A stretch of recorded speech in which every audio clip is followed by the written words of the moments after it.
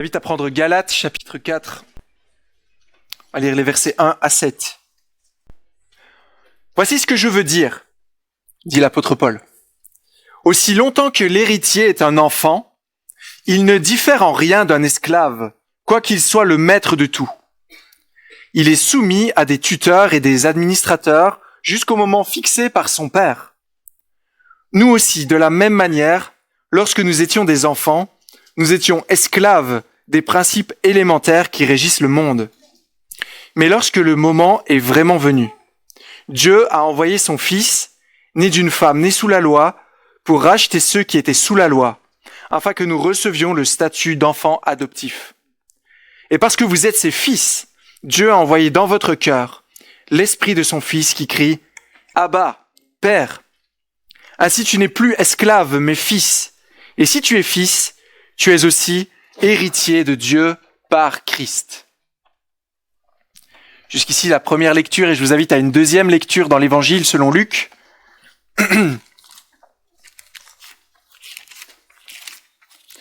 Luc chapitre 15.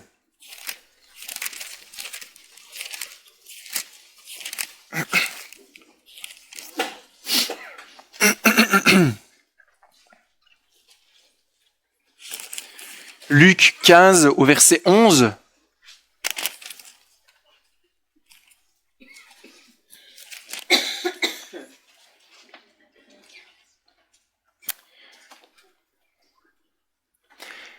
Donc là, c'est Jésus qui parle du coup. Il dit encore, un homme avait 2 fils. Le plus jeune dit à son père, « Mon père, donne-moi de l'héritage qui doit me revenir. » Le père leur partagea alors ses biens. Peu de jours après, le plus jeune fils ramassa tout et partit pour un pays éloigné où il gaspilla sa fortune en vivant dans la débauche. Alors qu'il avait tout dépensé, une importante famine survint dans ce pays. Il commença à se trouver dans le besoin. Il alla se mettre au service d'un des habitants du pays, qui l'envoya dans ses champs garder les porcs. Il aurait bien voulu se nourrir des caroubes que mangeaient les porcs, mais personne ne lui en donnait. Il se mit à réfléchir et se dit « Combien d'ouvriers chez mon père ont du pain en abondance? Et moi, ici, je meurs de faim. Je vais retourner chez mon père. Je lui dirai « Père, j'ai péché contre le ciel et contre toi. Je ne suis plus digne d'être appelé ton fils. Traite-moi comme l'un de tes ouvriers. » Il se leva, alla vers son père. Alors qu'il était encore loin, son père le vit, fut rempli de compassion. Il courut se jeter à son cou et l'embrassa. Le fils lui dit, « Père, j'ai péché contre le ciel et contre toi. Je ne suis plus digne d'être appelé ton fils. » Mais le père dit à ses serviteurs, « Apportez le plus beau vêtement, mettez-le lui. Passez-lui un anneau au doigt et mettez des sandales aux pieds. Mettez-lui des sandales aux pieds.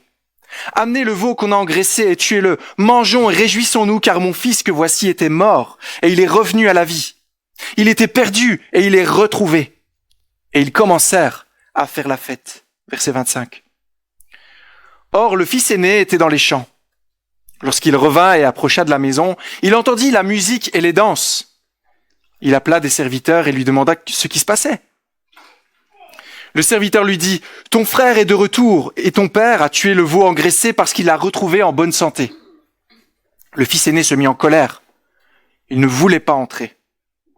Son père sortit, le suppliait d'entrer, mais il répondit à son père, « Voilà tant d'années que je suis à ton service, sans jamais désobéir à tes ordres, et jamais tu ne m'as donné un chevreau pour que je fasse la fête avec mes amis. Mais quand ton fils est arrivé, celui qui a mangé tes biens avec des prostituées, pour lui, tu as tué le veau gras. Mon enfant, lui dit le père, tu es toujours avec moi, tout ce que j'ai est à toi. Mais il fallait bien faire la fête et nous réjouir parce que ton frère, que voici, était mort. Il est revenu à la vie. Il était perdu et il est retrouvé. » Amen.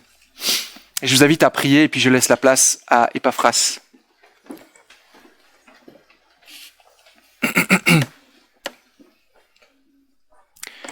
Seigneur notre Dieu, notre Père, nous te prions, s'il te plaît, que tu puisses rendre ces passages de l'Écriture vivants pour nos cœurs. Vivant pour nous. Seigneur, nous te prions pour l'aide de ton esprit pour inscrire ces vérités dans nos cœurs. Enseigne-nous, Seigneur, par ta parole. Encourage-nous, reprends-nous, afin que nous puissions vivre selon ta volonté.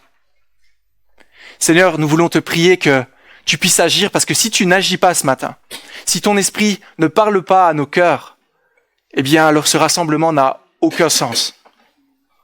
Aussi, nous te demandons encore une fois ton aide. Nous te prions, Seigneur, que tu puisses nous soutenir, que tu puisses nous aider à avoir une écoute attentive de ta parole. Viens-nous en aide dans notre faiblesse. Viens-nous en aide dans notre attention tellement limitée, Seigneur. Et permets-nous de pouvoir être encore transformés par cette merveilleuse parole. Nous te prions également pour les enfants qui vont se réunir. Seigneur, je te prie que tu puisses aussi les nourrir, leur donner, Seigneur, un enseignement qu'ils puissent recevoir, comprendre, Seigneur, que pour eux aussi, ces promesses extraordinaires sont vraies. Il n'y a pas un âge pour entrer dans le royaume de Dieu. Et ça ne dépend que de l'œuvre de ton esprit. Et nous voulons te prier, Seigneur, encore ce matin, que tu puisses rendre cela vivant pour eux aussi, au nom de Jésus. Amen. Amen.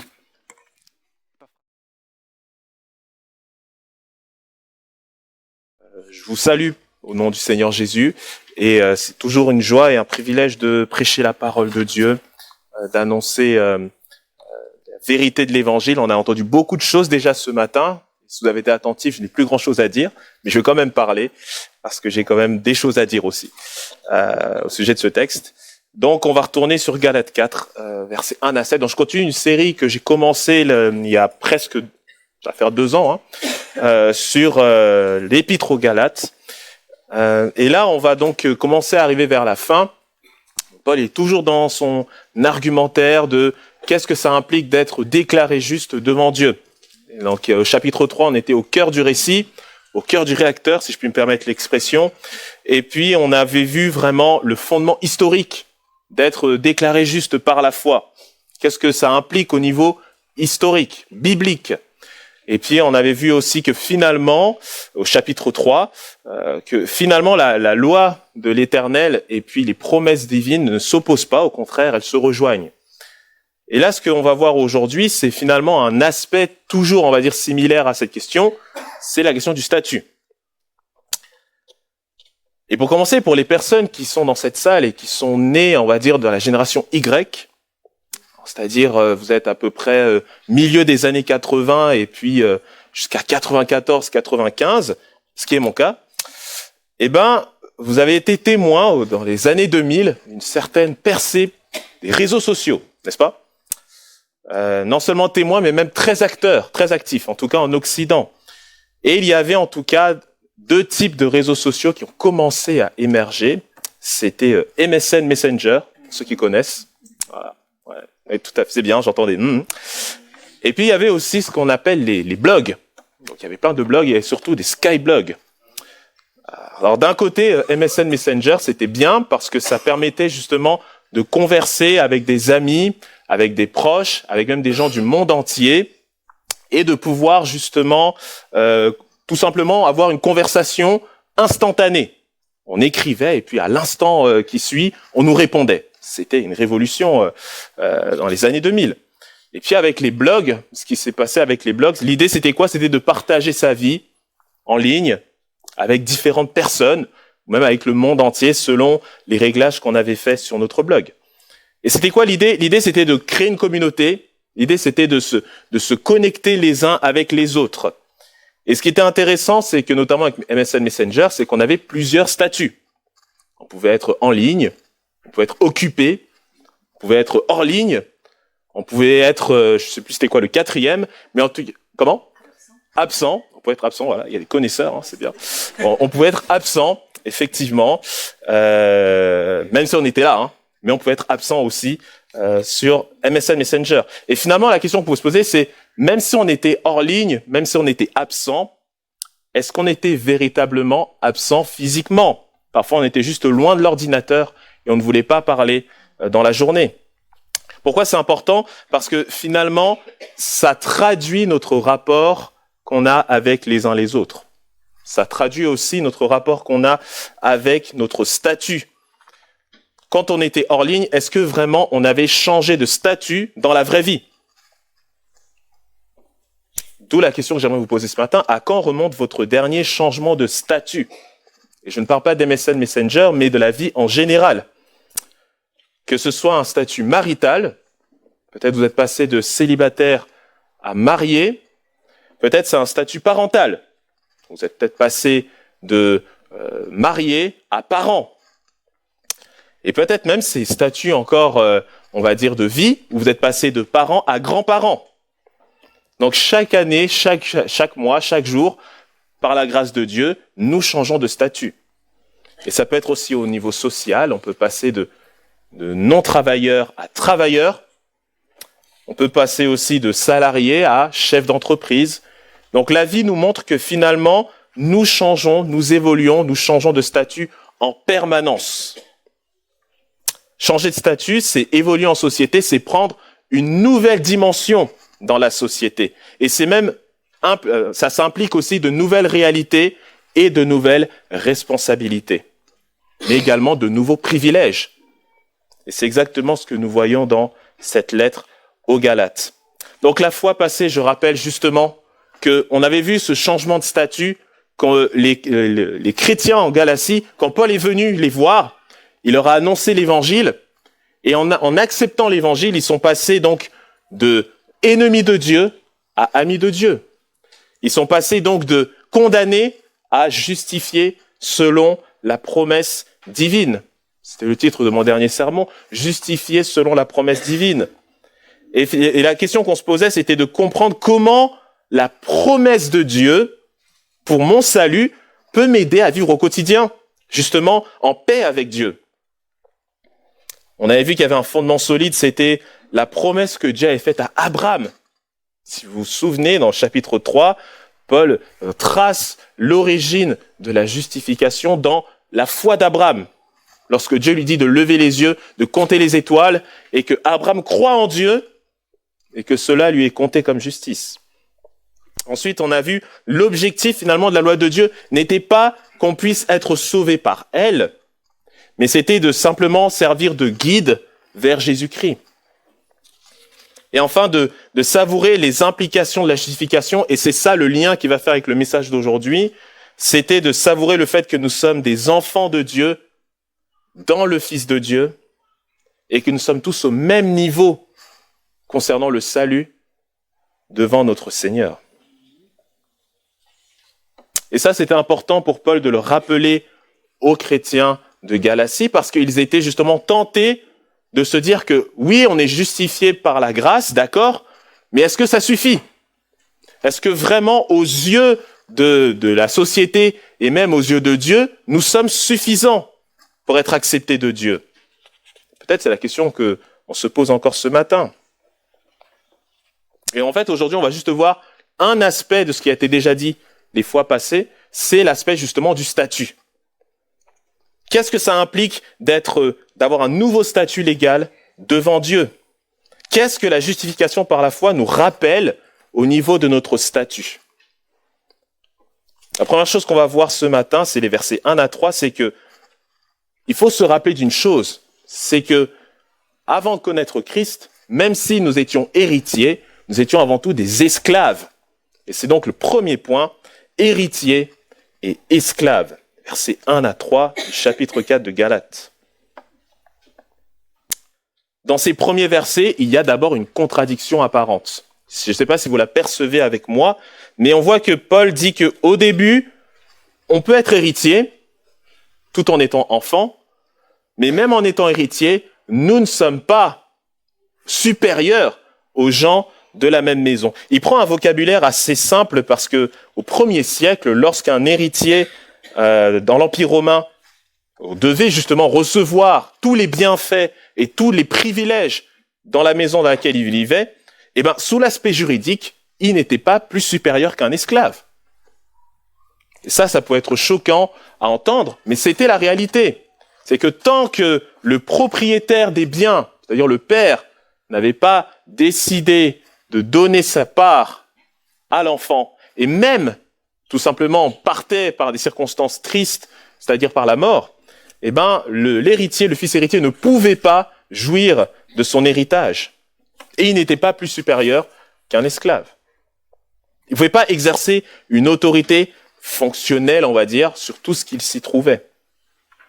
Et donc, en attendant, comme dit Paul, au verset 2, il y a des personnes qui vont s'occuper de cet enfant, qui vont l'éduquer, qui vont le guider. Et c'est ce qu'on avait vu la dernière fois, et c'est au niveau spirituel, c'est la loi de Dieu qui nous conduit tout doucement jusqu'à Christ. Il y a un exemple dans la Bible qui est intéressant, c'est l'exemple d'Isaac. Isaac, c'est donc le fils d'Abraham et de Sarah, le fils miraculeux, parce que Abraham et Sarah étaient âgés lorsque Isaac est né. Et pour ceux qui connaissent l'histoire, sa naissance vient après la naissance d'un autre enfant, qui n'est pas d'Abraham et de Sarah, mais d'Abraham et de la servante de Sarah, Agar. Et cet enfant, c'était Ismaël. Et donc, lorsque les gens voyaient la maison d'Abraham, ils voyaient donc qu'il y avait déjà un enfant présent, Ismaël, et il y avait un deuxième enfant, Isaac. Et donc, aux yeux de tout le monde, l'héritier naturel, c'était Ismaël. Mais en même temps, l'héritier des promesses, c'était Isaac. Et pourtant, au même niveau était-il aux yeux de Dieu.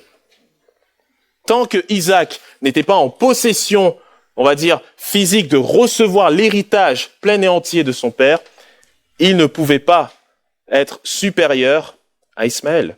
Même si, dans les promesses de Dieu, ça l'est, parce que c'est lui le fils de la promesse. Mais c'est la contradiction apparente, c'est que en Christ, avant de connaître Christ, on peut se dire en tout cas que oui, Dieu a un plan pour nous, etc., etc. Mais si nous ne sommes pas encore en Christ par la foi, tout l'héritage dont on a déjà entendu parler depuis le début de ce culte ne nous revient pas de suite. Pourquoi ? Parce que deuxièmement, il y a d'abord cette réalité qui a l'air effrayante au verset 3. Lorsque Paul dit que nous, quand il dit nous, c'est nous juifs comme non-juifs, eh ben nous étions un peu comme cet enfant en bas âge qui a cet héritage, mais qui ne peut pas en jouir tout de suite. Mais nous sommes surtout soumis à des principes élémentaires du monde. C'est une expression un peu étrange. Je ne sais pas qu'est-ce qui est écrit dans vos versions, mais c'est pour ça que Dieu a fait grâce qu'on ait des commentateurs, des personnes qui ont creusé la Bible. Et il y a un commentateur qui s'appelle William Hendrickson qui dit ceci, qu'en fait, ces principes élémentaires, ce sont des codes et des règles, je vous ai mis la citation sur le questionnaire, par lesquels, avant la venue de Christ, les hommes juifs comme les hommes non juifs tentaient, chacun à sa manière, par leurs propres efforts et selon l'incitation de leur nature charnelle, donc selon leur pensée, leur imaginaire, d'atteindre le salut. Donc c'est ça les principes élémentaires, c'est un peu les méthodes qu'on essaye d'adopter, de suivre pour gagner la confiance vis-à-vis de Dieu. C'est un salut par les œuvres, tout simplement. Un salut par les œuvres, sans un cœur transformé. Et au chapitre 3, on avait vu quelque chose, on avait vu justement que la loi de Dieu joue le rôle de tuteur, joue le rôle vraiment de guide pour nous amener à Jésus-Christ. Le problème, c'est que il y a le péché. Et le péché vient pervertir tout ce que le Seigneur fait de bon. La loi est bonne. La loi de Dieu nous invite à nous montrer notre faiblesse et à tourner le regard vers Jésus. Mais le souci, c'est que le péché vient pervertir cet objectif. Quand on était juif, on se disait que la loi de Dieu, oui, d'accord, ça doit nous conduire vers le Messie, mais en même temps, qu'est-ce qu'on va faire ? C'est qu'on va essayer de créer un ensemble de lois autour de la loi pour être sûr et certain de ne pas transgresser la loi. D'où les traditions, les codes annexes ajoutés à la loi que les anciens et les rabbins ont ajoutés, notamment à l'époque de notre Seigneur Jésus. Parmi ces rites, il y avait aussi le fait d'être circoncis, de se dire « il faut se circoncire pour être en règle avec Dieu ». C'est ce qu'on a déjà vu au chapitre 2, et puis aussi un peu au chapitre 3. Et c'est ce genre de méthode que Jésus a lui-même condamné. On aurait pu lire ce texte, mais je vous invite à le lire chez vous. L'Évangile selon Marc, chapitre 7, où on a Jésus qui confronte justement les spécialistes de la loi pour dire que vous annulez la loi de Dieu pour vos traditions. Alors vous cherchez à rajouter des choses tout simplement pour vous montrer sous vos plus bels aspects devant Dieu, mais vous ajoutez un poids davantage sur ce que le Seigneur avait prévu de toute éternité. Et pour les non-juifs, c'est pas mieux. Quand on est non-juif, on va se tourner vers de l'astrologie, vers des principes philosophiques, vers des choses qui nous conduisent vers l'idolâtrie, voire même des doctrines dont on voit notamment en études bibliques, ces doctrines où on va tout simplement dire que le corps est mauvais, mais l'esprit est bon. Donc on peut faire ce qu'on veut avec notre corps, tant que l'esprit est en règle. Eh bien, c'était ce genre de choses qui étaient enseignées notamment pour les non-juifs. Et donc, qu'on soit juif comme on soit non-juif, en dehors de Christ, il n'y a pas de différence. On est tous asservis à la puissance du péché. Et Paul insiste, même s'il l'a un peu déjà dit au chapitre 3, ici il veut vraiment insister et faire comprendre à tous les chrétiens qu'il n'y a aucun moyen par nous-mêmes de nous en sortir vis-à-vis du péché. Nous sommes tous faibles, il n'y a pas un quelconque moyen de salut, voire même de sanctification devant Dieu. Ainsi, oui, l'esclavage du péché est puissant. Que ce soit des principes de vie, des philosophies de vie, que ce soit des méthodes qu'on adopte, il n'y a rien qui puisse véritablement nous amener à être totalement en règle avec Dieu à cause du péché. Et si on sait ça, si on sait qu'en dehors de Christ, l'humanité entière est soumise au péché et qu'il n'y a rien à faire pour notre salut, ça nous donne beaucoup d'humilité. Et ça nous rend aussi réalistes face à notre condition. De se dire que oui, c'est vrai, je ne vais pas compter sur moi-même. Et je ne peux pas compter sur moi-même. Même si j'essaye, par mes propres moyens, de plaire à Dieu, d'essayer de lire ma Bible, d'essayer d'être un bon chrétien aux yeux de la société, le réalisme dans lequel je me trouve vis-à-vis du péché me ramène à cette réalité que sans Christ, sans la puissance du Christ, c'est impossible. Peut-être que ce matin, vous vous dites, mais oui, je sens que le péché est plus fort que moi. Je me sens faible spirituellement. Et je me dis que peut-être en priant plus, en venant à l'église, ça ira mieux. Attention, il y a une limite entre penser cela pour essayer vraiment de, non pas gagner la confiance en Dieu, mais essayer de plaire à Dieu, et un autre extrême de se dire, je fais cela justement pour gagner la confiance vis-à-vis de Dieu. Et c'est exactement ça que Paul veut dénoncer en rappelant le statut d'avant, en disant, rappelez-vous ce qui vous étiez avant. Ce n'est plus ce que vous êtes maintenant, mais ce que vous étiez avant, c'est-à-dire esclave malgré votre héritage. Et donc, avec tout ça, on se dit, mais on a besoin de plus qu'un libérateur, plus qu'une libération, on a besoin d'une délivrance. On n'a besoin pas de règles ou de codes pour vivre en paix avec Dieu. On a besoin d'un changement de statut, d'une délivrance. Et c'est ce qu'il va apporter dans la deuxième partie de son texte. Nous passons donc de héritier à esclave, puis de esclave à affranchi. C'est la deuxième partie. Esclave et affranchi, c'est les versets 4 et 5.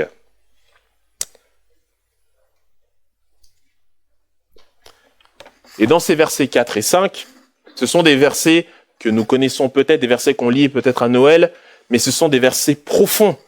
Notamment le verset 4 où Paul dit « Lorsque les temps ont été accomplis » ou « Lorsque le jour fixé est arrivé » ou alors « Lorsque le moment décisif est venu ». Que s'est-il passé? Dieu a envoyé son Fils. Un peu comme si on revient à la métaphore de l'héritage, un peu comme ce moment où le Père dit « C'est maintenant que tu vas hériter. C'est maintenant que la vie va changer. C'est à ce moment-là que tu peux jouir pleinement de ton héritage. » Eh bien, c'est à ce moment-là, de toute éternité, que Dieu a souverainement fixé un jour, dans l'histoire du salut, pour envoyer son Fils. Mais il ne l'a pas envoyé n'importe comment. Nous le savons, toujours verset 4, Dieu l'a envoyé né d'une femme. Qu'est-ce que ça veut dire? Ça veut dire que notre Seigneur de gloire, Jésus, qui est Dieu, n'avait pas besoin de venir comme tout le monde, mais il a accepté de le faire, et on le verra pourquoi, en venant par la voie naturelle, c'est-à-dire au moyen d'une vierge qui allait tomber enceinte et qui allait donner naissance au Sauveur. Ésaïe 7. Une prophétie qui a été annoncée et qui a été accomplie au 1er siècle, lorsqu'un ange est venu voir une certaine Marie. Il lui a dit, n'aie pas peur Marie, tu as trouvé grâce auprès de Dieu, tu seras enceinte, tu mettras au monde un fils, tu lui donneras le nom de Jésus, Sauveur. Jésus est donc le Sauveur des péchés des Juifs, mais également des non-Juifs. Et ça, c'est très important. Quand on est au 1er siècle et qu'on est non-Juif, on se dit, mais ce Jésus est venu que pour les Juifs alors. Paul dit, non. Jésus est le Sauveur des Juifs et des non-Juifs. Mais pourquoi il est venu? Paul continue, né d'une femme et né sous la loi. Une expression aussi étrange. Il y a beaucoup d'expressions, on ne comprend pas pourquoi Paul parle ainsi, mais essayons de comprendre qu'est-ce qu'il est en train de dire derrière. Ça veut dire quoi d'être né sous la loi? Ça veut dire simplement que Jésus a accepté de faire ce que vous et moi nous sommes incapables de faire, d'obéir à Dieu. De sa naissance jusqu'à sa mort, Jésus a été obéissant. Jésus a été obéissant à la loi, il a aimé Dieu de tout son cœur et il a aimé son prochain comme lui-même. Il a volontairement subi finalement le châtiment de ceux qui ne mettent pas en pratique la loi, vous et moi. Paul, il avait dit au chapitre 3, je relis chapitre 3, verset 10, « Tous ceux qui s'attachent aux œuvres de la loi sont sous la malédiction. Car il est écrit, maudit est quiconque n'observe pas tout ce qui est écrit dans le livre de la loi et ne le met pas en pratique. » Et puis au verset 13, Paul ajoutait, « Christ nous a rachetés de la malédiction de la loi. Comment?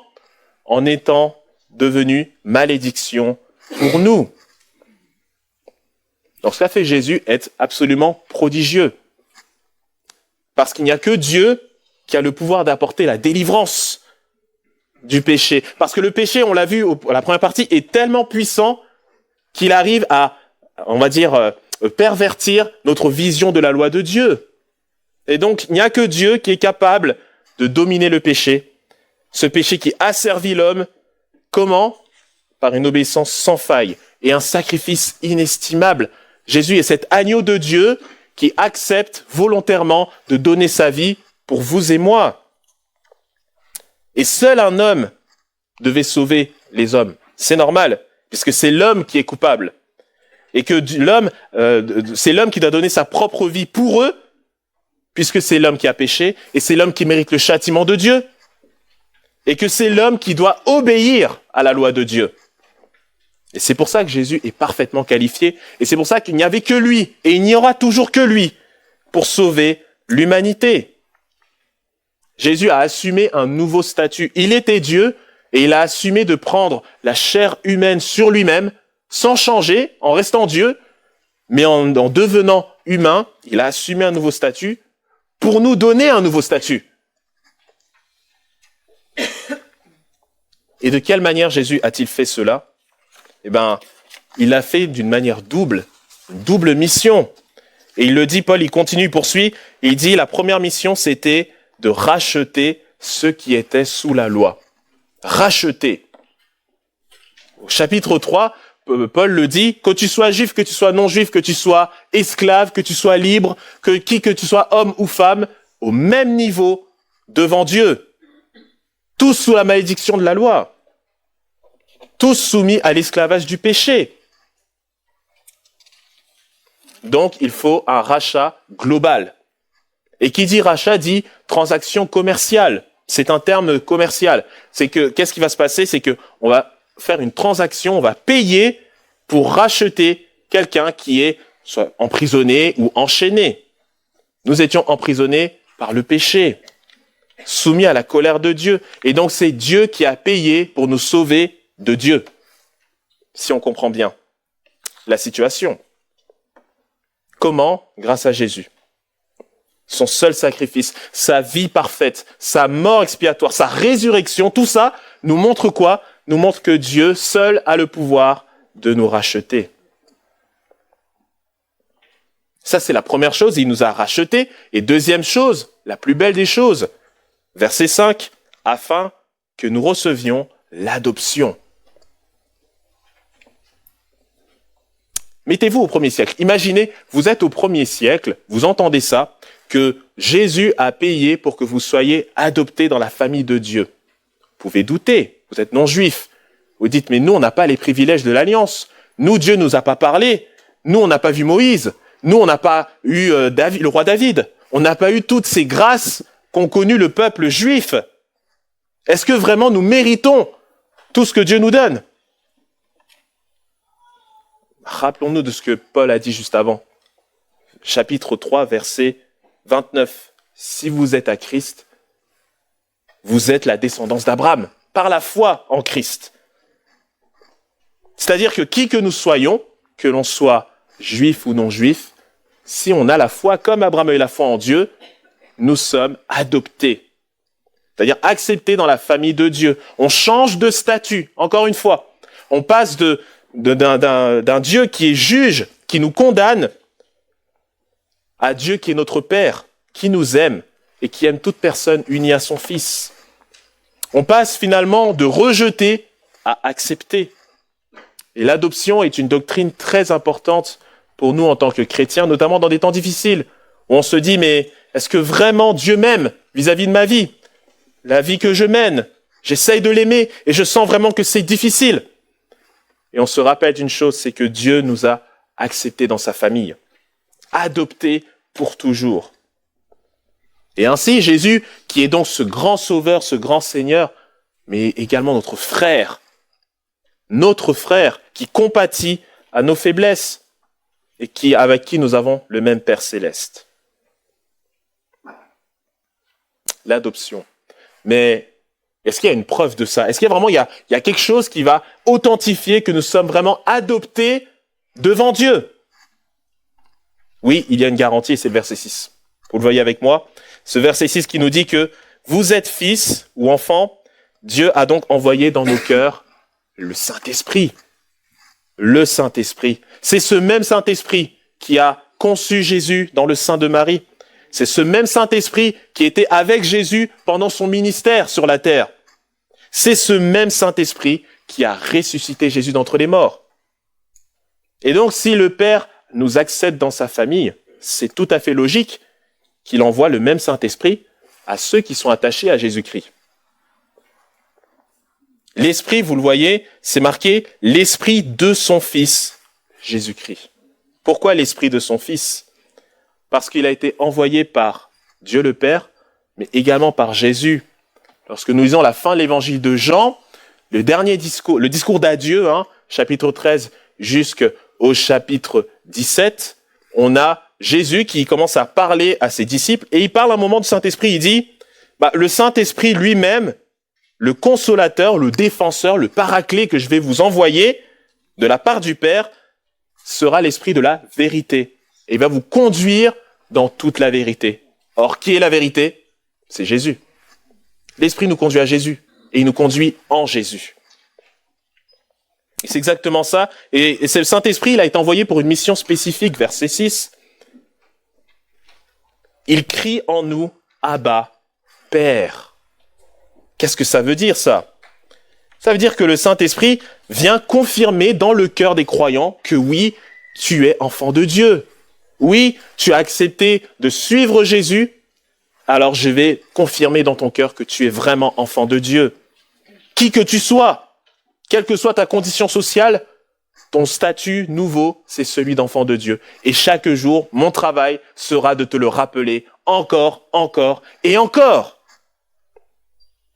C'est un cri. Ce n'est pas juste une parole, c'est vraiment un cri du Saint-Esprit. Et ce cri, nous pouvons aussi le voir de manière visible et tangible dans la parole de Dieu, lorsque nous lisons les promesses que le Seigneur a pour nous. C'est donc, le Saint-Esprit est donc cette garantie que notre statut a changé. Une illustration de cela, c'est que on pourrait se demander, pour ceux qui ont eu le privilège de connaître le mariage, la garantie qui fait que nous avons changé de statut, c'est l'acte de mariage. L'acte de mariage, c'est la preuve que nous avons changé de statut matrimonial. Pourquoi? Parce que on peut dire aux gens autour de nous que nous sommes mariés. On peut même le montrer avec une alliance. Le problème, c'est que l'alliance peut se perdre. Le problème, c'est que on peut parler, mais les gens ne vont peut-être pas nous croire. Et qu'est-ce qui va garantir aux yeux de l'État que notre statut a changé? C'est l'acte de mariage. c'est ce document qui est inscrit dans le registre de l'État. Et c'est ça qui certifie que, légalement, oui, nous avons changé de statut. Et qu'est-ce qui va certifier pour le chrétien que, légalement, nous avons changé de statut? C'est la présence du Saint-Esprit. C'est ce qu'il fait en nous, c'est ce cri, et c'est cette annonce des promesses que nous sommes enfants de Dieu. Ainsi, cette deuxième partie nous montre quoi? Que tout est grâce et tout vient de Dieu. On a Dieu le Père qui, de toute éternité, détermine d'un jour, d'un nombre de personnes qu'il va sauver. On a ce Père qui envoie Jésus le Fils, qui vient accomplir cette mission par son obéissance et par sa mort. Puis on a le Saint-Esprit lui-même qui est chargé d'une mission particulière, qui est de sceller le salut, de nous faire rentrer dans la famille de Dieu. L'amour du Père, la gloire de Jésus, la présence du Saint-Esprit, autant de promesses qui devraient nous pousser à l'adoration. Et quand on voit cela, on pourra se dire, mais finalement, où est ma contribution personnelle? Comme dirait Jonathan Edwards, vous ne contribuez en rien à votre salut, sinon le péché qui l'a rendu nécessaire. Il n'y a que l'adoration, il n'y a que ce geste de saisir les mains ouvertes, vides, ce grand cadeau qu'est le salut en Jésus-Christ. Mais mieux que ça, c'est qu'on a changé ce statut à vie. Parce que le don de l'Esprit, c'est la garantie de quoi? C'est la garantie que le Seigneur a commencé un travail et il va le terminer. Il va l'achever. Peut-être qu'on doute, peut-être qu'en ce moment on se dit, mais d'accord, j'ai cru en Jésus, mais j'ai l'impression d'être dans un moment difficile de ma vie. J'ai l'impression que les choses n'avancent pas. J'ai l'impression de stagner. J'ai même l'impression que les circonstances ne sont pas favorables. C'est peut-être une mauvaise appréciation de notre garantie de penser cela. Parce qu'un affranchi n'est plus un esclave de son ancienne condition. Un affranchi est un affranchi. Et un affranchi a une nouvelle garantie. Et cette garantie en Christ, c'est le Saint-Esprit. Et c'est son cri dans nos cœurs. Et rien que de se souvenir de cette condition, d'apprécier cette nouvelle condition, devrait susciter la confiance et la persévérance en Jésus-Christ. Héritier, esclave, esclave affranchi. Et pour terminer, Paul nous dit que nous passons d'affranchi à héritier. Versets 6 et 7. Affranchi et héritier. Ainsi, tu n'es plus esclave, mais fils, et si tu es fils, tu es aussi héritier par la grâce de Dieu. Tu n'es plus esclave, mais fils. Pourquoi Paul dit ça? Parce que, justement, les chrétiens en Galatie avaient justement cette influence de faux enseignants qui disaient « Très bien, vous croyez en Jésus, c'est très très bien, continuez à croire en Jésus. » Mais ça ne suffit pas. Il vous manque quelque chose, il vous manque une obligation, il vous manque une obéissance particulière pour vraiment être accepté devant Dieu. Et c'est ce que Paul dira plus tard, on verra la prochaine fois, à partir du verset 8, que les Galates vont commencer à suivre, on va dire, un espèce de syncrétisme qui mélange loi de Dieu et principes païens. On va suivre les jours, on va suivre le sabbat, on va manger certains aliments, on va se priver d'autres aliments, on va faire ceci, faire cela. Et Paul va appeler ça des faibles et des pauvres principes élémentaires. Et vivre comme cela, finalement, c'est vivre comme si l'évangile ne suffisait pas. Sauf que Paul veut faire quoi? Avec ce texte, il veut nous rappeler il veut nous faire rendre compte qu'on doit vivre comme des fils et des filles, c'est-à-dire des personnes qui sont déjà acceptées par Dieu et qui sont pleinement sous sa faveur. Non seulement on est accepté, mais Paul le dit au verset 7, nous sommes héritiers par la grâce de Dieu. C'est-à-dire qu'on n'est plus des enfants au même niveau des esclaves, ça c'est terminé. Désormais, nous sommes des enfants avec l'héritage qui nous appartient. Pleine possession de l'héritage de Dieu. L'héritage, c'est quoi? C'est la vie éternelle. C'est la présence avec Dieu. C'est le fait d'avoir son nom inscrit dans le livre de vie. C'est d'avoir notre nom sur la main de notre Dieu. Et nous l'avons chanté tout à l'heure. Mon nom est gravé dans ses mains. Quel privilège! Mais on peut parfois peut-être oublier cela, et c'est ce que nous avons vu notamment dans l'histoire de la parabole du fils prodigue. C'est une histoire qu'on aime bien, n'est-ce pas? C'est une histoire qu'on aime bien, surtout la première partie, où on a ce fils rebelle qui dit « Donne-moi, papa, mon héritage », et qui s'en va, qui va vivre sa vie, qui se rend compte que finalement, il n'a pas agi de manière sensée, qui revient à lui-même, qui retourne voir son père court vers lui. Merveilleuse histoire, n'est-ce pas? Et finalement, on pourrait se demander, mais qu'est-ce qui nous interpelle dans cette histoire? Est-ce que c'est l'attitude du fils rebelle, ou est-ce que c'est l'attitude du père? En fait, la réalité, elle est ailleurs. Ce qui doit nous interpeller, c'est l'attitude du fils aîné. Parce que la parabole du fils perdu, c'est pas par rapport au fils cadet. Le fils perdu, c'est le fils aîné. C'est lui qui est totalement perdu. Il croit être un esclave alors qu'il est déjà un fils. Il croit finalement qu'il doit gagner la confiance de son père alors qu'elle est déjà acquise. Rappelez-vous, à la fin du texte, il dit « Voici, il parle à son père, il y a tant d'années que je te sers, sans avoir jamais transgressé tes ordres, et jamais tu ne m'as donné un chevreau pour que je me réjouisse avec mes amis. » Voilà quelqu'un de aigri, quelqu'un qui ne comprend pas son statut devant Dieu. Et quand ton fils est arrivé, celui qui a mangé ton bien avec des prostituées, c'est pour lui que tu as tué le veau gras. Quelle attitude de cœur! Une attitude d'une personne qui est totalement perdue. Mais on se souvient de la réponse du Père, pleine de grâce, pleine de bonté. Mon enfant, il dit pas mon esclave, mon serviteur, non, il dit mon enfant. Tu es toujours avec moi et tout ce que j'ai est à toi. C'est ça la parabole du fils perdu. Et Jésus le dit à un moment où justement les pharisiens, les scribes, les responsables de la loi commencent à le questionner en se disant mais Jésus, toi, tu montres de la considération pour des non-juifs, tu montres de la considération pour des gens qui sont rejetés dans la société. Et je leur dis mais vous avez les alliances, vous avez la faveur de Dieu. Si vous avez totalement confiance en Dieu, mais Dieu est pour vous. Il vous suffit de saisir cette confiance.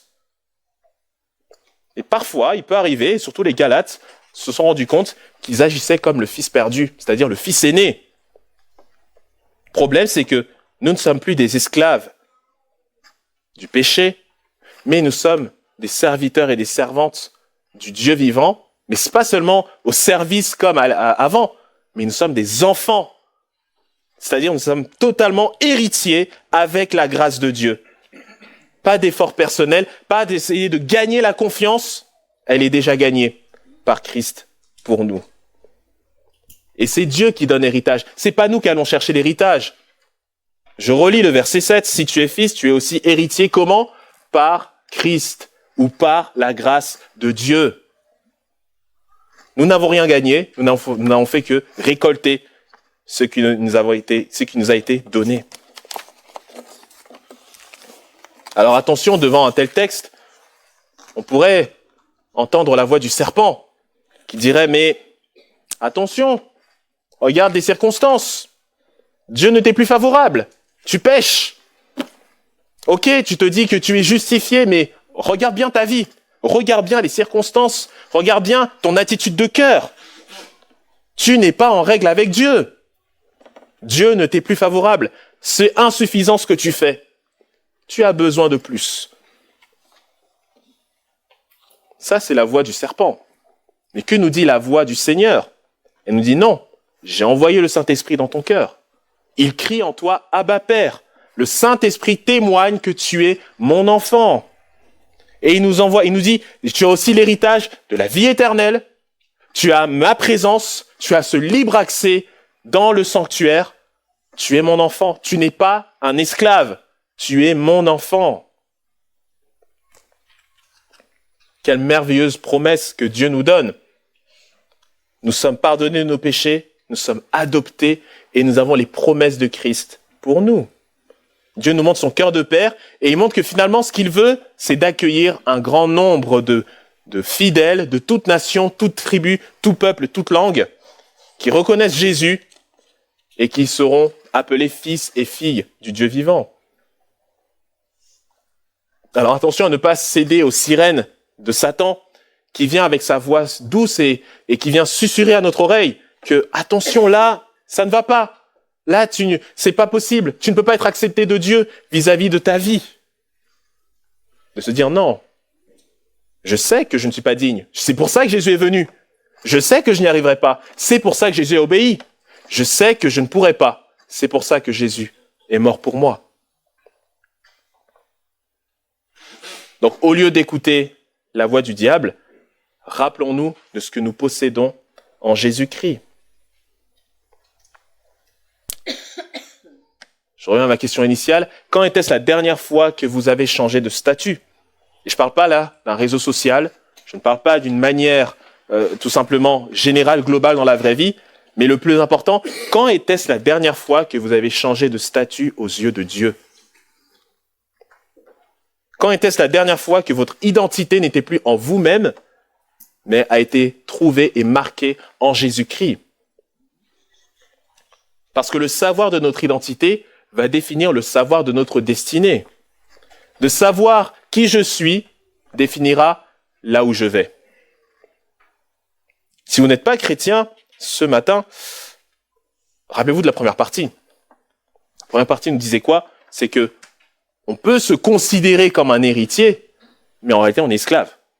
Esclave du mal, esclave du péché. On peut se dire que oui, je ne suis pas une mauvaise personne, je ne suis pas un voleur, je ne suis pas un tueur, je ne suis pas une personne qui fait des écarts de conduite. Mais vous restez esclave.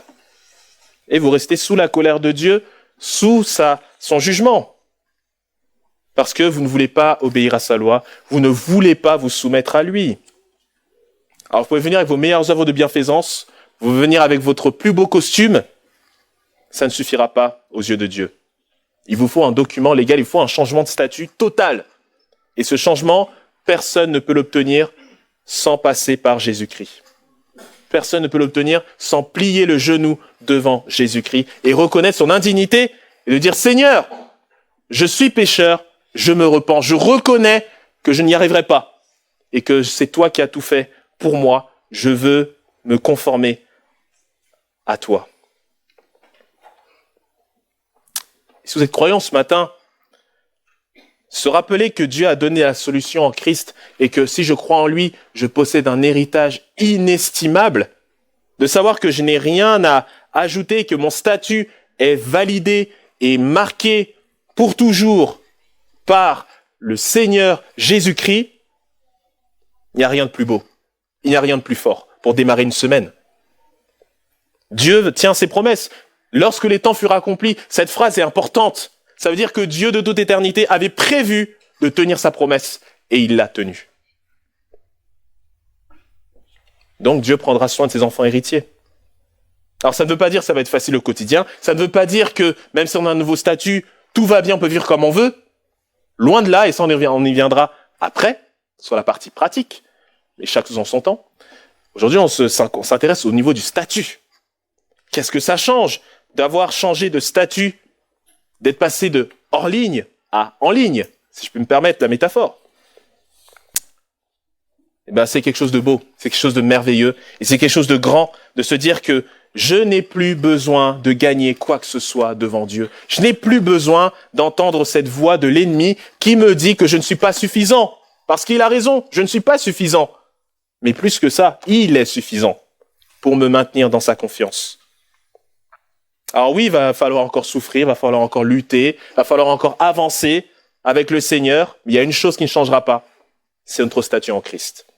Et ça, c'est la plus belle des nouvelles. Amen.